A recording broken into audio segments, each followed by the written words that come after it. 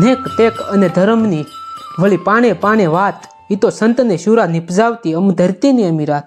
પ્રૌઢ સિંધુ પરે ઝૂકતી પશ્ચિમે, મધ્યમાં એશિયા ની અટારી, હિન્દ દેવી તણી કમર પર સમકતી, દ્રઢ કચ્છી તીક્ષ્ણ જાણે કટારી, પાડ ઉન્નત મુખે કીર્તિ ઉચ્ચારતા, ગરજતી જલનિધિ ગાન સરણી, ભારતી ભૌમની વંદુ તનિયાવડી, ધન્ય હો ધન્ય સૌરાષ્ટ્ર ધરણી.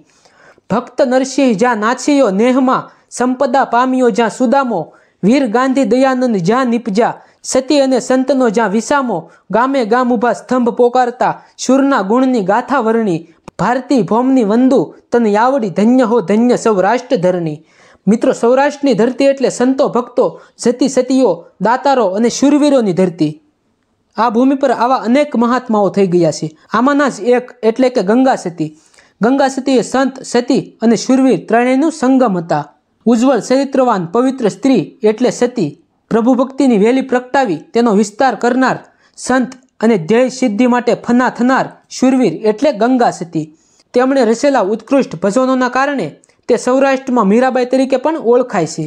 તો ચાલો આજે આપણે આવા મહાન કવિયત્રી ગંગા સતી તેમના દ્વારા લખાયેલ એક ભજન વીજળીને સમકારે મોતીડા પરોવી પાનબાઈ, તે ભજનનો ભાવાર્થ વિસ્તારથી જાણીએ. મિત્રો, ગંગા સતીએ માત્ર 52 ભજનો જ રચ્યા છે, પરંતુ આ એક એક ભજન સાહિત્યની દ્રષ્ટિએ ઉપનિષદમાં એક એક પ્રકરણ સમાન છે. તેમના ભજન સંગ્રહને લોકોપનિષદ તરીકે ઓળખવામાં આવે છે. આ બધા જ ભજનો ગંગા સતીએ પાનબાઈને આધ્યાત્મિક શિક્ષણ આપવા માટે રચાયા હોવાથી તેમાં આધ્યાત્મનું શાસ્ત્ર અને આધ્યાત્મનો પથ અભિવ્યક્ત થયા છે. માત્ર આટલા જ ભજનોમાં અને આટલા થોડાક શબ્દોમાં આત્માનો પથ સચોટ રૂપે વ્યક્ત કરીને ગંગા સતીએ ચમત્કાર કર્યો છે. તો ચાલો મિત્રો, આજે આપણે ગંગા સતીનું તેવું જ એક ભજન કે જેને આપણે જીવનમાં ઉતારીને આપણે ખૂબ જ આધ્યાત્મિક દ્રષ્ટિએ આગળ વધી શકીએ છીએ તેવું ભજન વીજળીને ચમકારે મોતીડા પરોવી પાનબાઈ, તે ભજનનો સંપૂર્ણ ભાવાર્થ જાણીએ અને સમજીએ અને આપણા જીવનમાં ઉતારીએ. મિત્રો, ગંગા સતીએ પાનબાઈને ઉપદેશ આપતા એક ભજન લખ્યું, વીજળીને ચમકારે મોતીડા પરોવી પાનબાઈ, નહીતર અચાનક અંધારા થાશે જી, જોતરે જોતામાં દિવસો વહી જશે પાનબાઈ, 21,700 ને કાળ ખાશે જી, જાણ્યારે જેવી આ તો અજાણ છે રે વસ્તુ, આ અધૂરિયાને નો કહેવાય જી, ગુપ્ત રસનો આ ખેલ છે અટપટો, એને આટી મેલો તો સમજાય જી, મનરે મૂકીને તમે આવો રે મેદાનમાં પાનબાઈ, જાણી લો જીવી કેરી જાતજી, સજાતી વિજાતીની જુગતી બતાવું અને બીબે પાડી દો બીજી ભાતજી, પિંડરે બ્રહ્માંડથી પરસે ગુરુજી મારો પાનબાઈ, તેનો રે દેખાડું તમને દેશજી, ગંગા સતી રે એમ બોલિયા રે સંતો, ત્યાં નહીં માયાનો જરીએ લેશજી, વીજળીને ચમકારે મોતીડા પરોવી પાનબાઈ, નહીતર અચાનક અંધારા થાશે જી. મિત્રો, આ ભજનના ભાવાર્થની વાત કરીએ તો ગંગા સતીએ પાનબાઈને બધી જ ઉપદેશવાણી કહી છે. એનું કારણ ઇતિહાસ એમ કહે છે કે જ્યારે ગંગા સતીના પતિ કહળસિંહ એમણે સમાધિ લીધી ત્યારે ગંગા સતીને પણ તેની સાથે સમાધિ લેવાની હતી, પરંતુ કહળસિંહ એવું નહોતા ઈચ્છતા કે ગંગા સતી મારી સાથે સમાધિ લે. એટલા માટે તેણે ગંગા સતીને પોતાની સાથે સમાધિ લેવાની ના પાડી કે તમે હમણાં મારી સાથે સમાધિ ન લો. તો ગંગા સતી બોલ્યા, કેમ, હું શું કારણે તમારી સાથે સમાધિ ન લઉં? સમાધિ ન લેવાનું કાંઈ કારણ?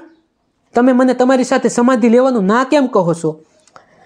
તો કહળસિંહે કહ્યું કે પાનબાઈએ આપણી ઘણી નિસ્વાર્થ સેવા કરી છે અને તમને અને મને ઋણી બનાવ્યા છે, તો પાનબાઈની સેવાનું ઋણ અને ફળ તો આપણે દેવું જ પડે ને, અને જો ન દઈએ તો આપણે માથે એમની સેવાનું ઋણ બાકી રહી જાય. તો તમે પાનબાઈને ઈશ્વરની ઓળખાણ કરાવો અને એમને પણ સદ્ધર્મ અને મનુષ્ય અવતારનું મહત્વ સમજાવો અને ઉપદેશ આપી પછી તમે સમાધિ લેજો, એવી મારી તમને ભલામણ છે.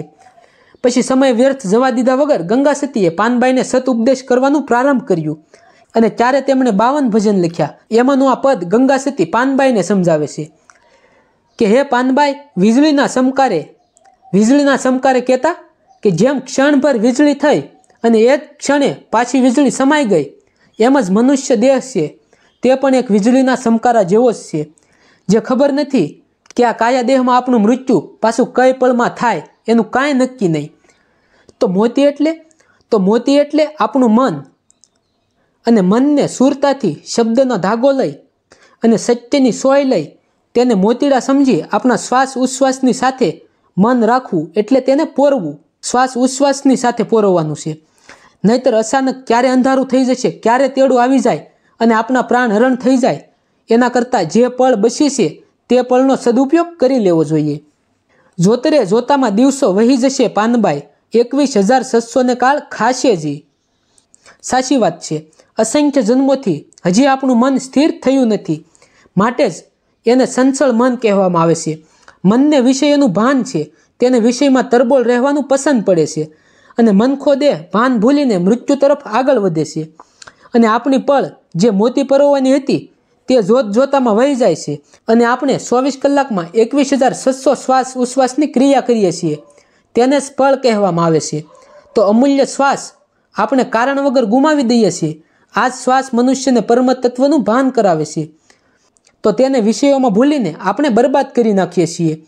જ્યાં ઉપયોગમાં લેવાના હતા ત્યાં ન લીધા અને ખોઈ નાખ્યા, પછી તો કાળના રૂપમાં યમરાજ આવે છે. એટલે જોતરે જોતામાં દિવસો વહી જશે પાનબાઈ, 21,600 ને કાળ ખાશે જી.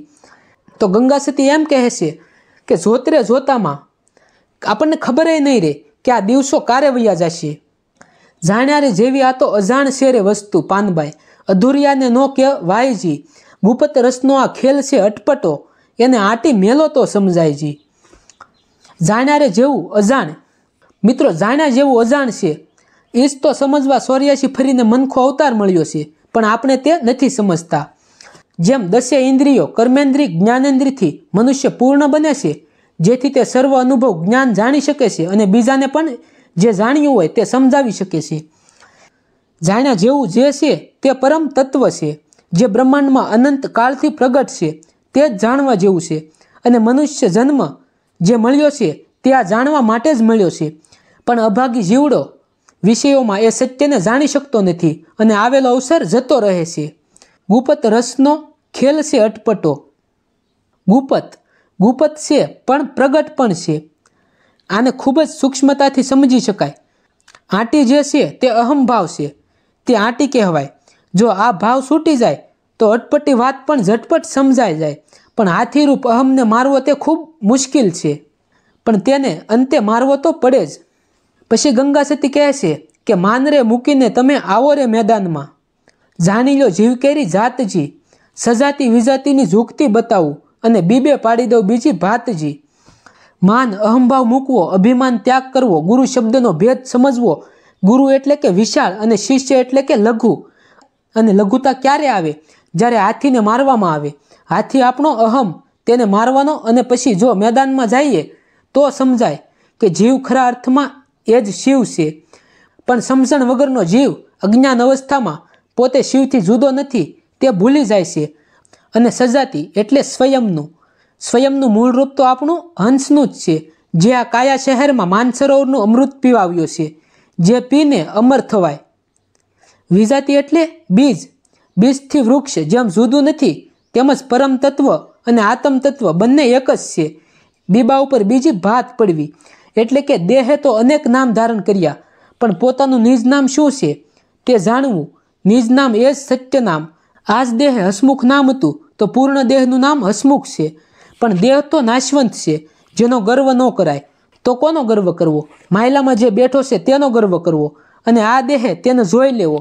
આ શરીર સિવાય કોઈ બીજું સાધન નથી કે તમે પોતાની અંદર બેઠેલા પરમેશ્વરને જોઈ શકો. તો જ્યાં આવા જોગીના આસન હોય ત્યાં હું કેમ રહે? તો આપણાપણું ગયું ને નિજનું ભાન થયું, એટલે બીબે બીજી ભાત પડી.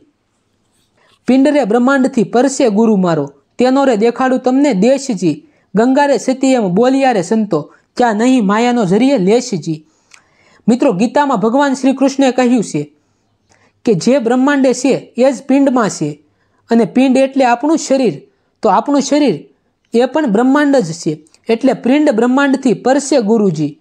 કેમ કે જો બ્રહ્માંડનો નાશ સંભવ છે, પણ અવિનાશી કોણ? તો અવિનાશી આપણા સદગુરુ દેવ છે. કેમ કે જેને દેહ ભાવ મટી જાય એટલે પછી કોણ હોય? આવા ગુરુદેવનો દેશ ત્રિકુંતી સ્થાન પર છે. આવું ગંગા સતી ખૂબ જ પ્રેમથી પાનબાઈને સમજાવે છે.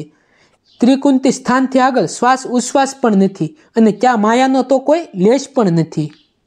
મિત્રો, તો આપણે આ વાત કરી ગંગા સતીએ પાનબાઈને ઉપદેશ આપતા લખેલા એક ભજનની, કે જેને આપણે જીવનમાં ઉતારીએ તો આપણે ખૂબ જ આગળ વધી શકીએ છીએ. જો તમને વિડીયો ગમ્યો હોય, વિડીયોમાં સમજાણું હોય કાંઈ, તો કોમેન્ટ કરો, લાઈક કરો, અને અમારી યુટ્યુબ ચેનલને સબસ્ક્રાઈબ કરો. સીતારામ.